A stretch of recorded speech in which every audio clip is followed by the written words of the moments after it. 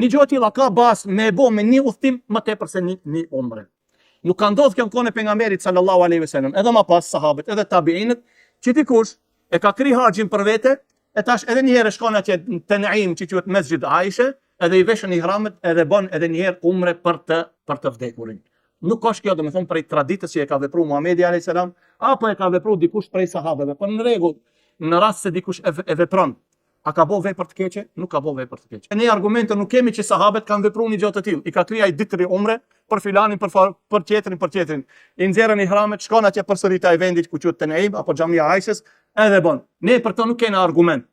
Po çka preferojmë? Preferojmë me bë dua për ato.